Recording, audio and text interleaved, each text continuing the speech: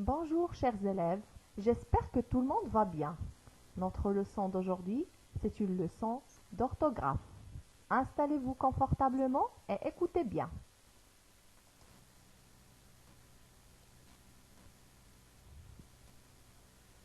Le, le participe passé en est ou l'infinitif en est.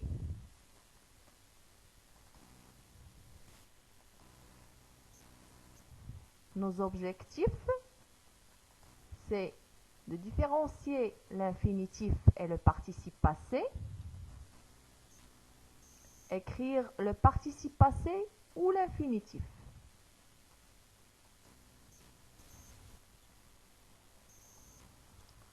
Prenons des exemples.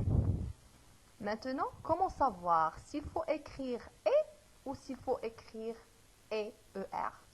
Eh bien, il faut remplacer le verbe par un autre verbe du troisième groupe, comme le verbe prendre. Si on remplace fermer par prendre, on entend pris. Il a fermé la porte, il a pris la porte. Alors quand vous voyez et quand vous remarquez, c'est le passé composé du verbe fermer. Faites attention, on a déjà expliqué ça dans la séance de la conjugaison. Le passé composé avec l'auxiliaire avoir. C'est un verbe du premier groupe. Alors, il a fermé. On a utilisé le participe passé ici. Alors, la deuxième phrase, il faut fermer la porte.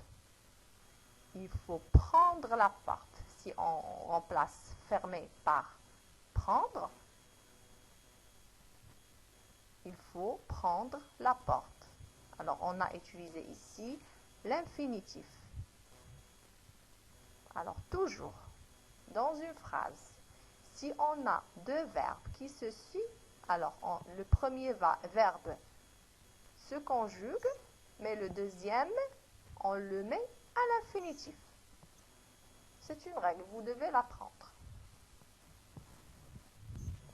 Il a terminé son devoir. Si on remplace terminer par prendre, comment on va dire?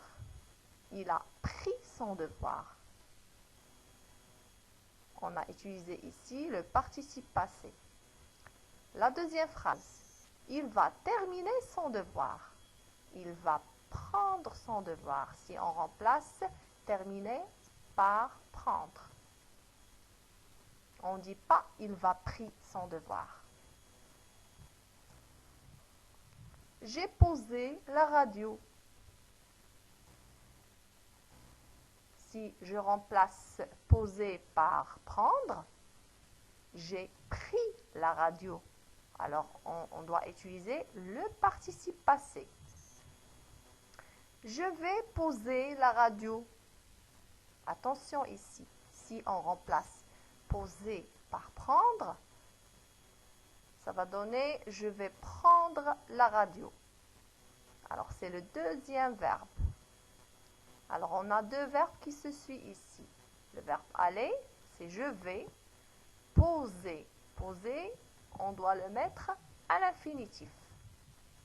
Je pense que c'est clair.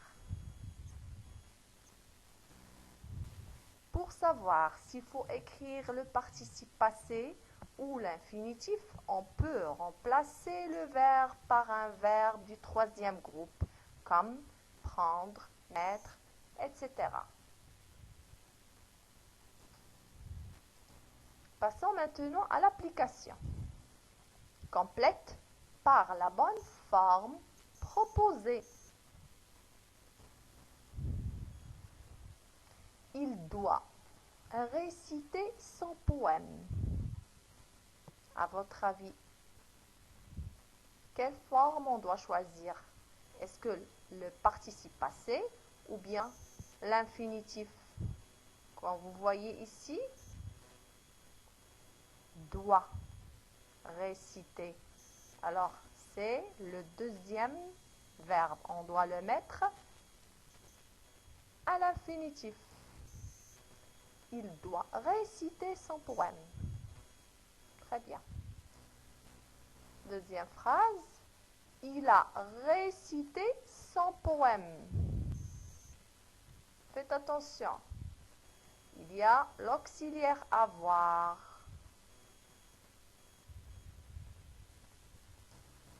Très très bien. Alors c'est le participe passé parce que c'est le passé composé du verbe réciter. Et le passé composé, on le forme par l'auxiliaire avoir plus le participe passé.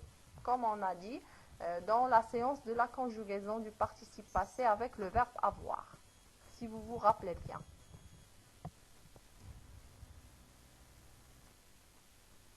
Tu dois réviser ta leçon.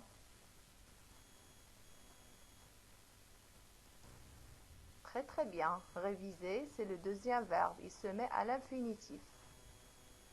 Tu dois réviser ta leçon. Tu as révisé ta leçon. Si on remplace par exemple réviser par prendre, tu as pris ta leçon. Alors, on doit utiliser le participe passé. Tu as révisé ta leçon. Participe passé. J'espère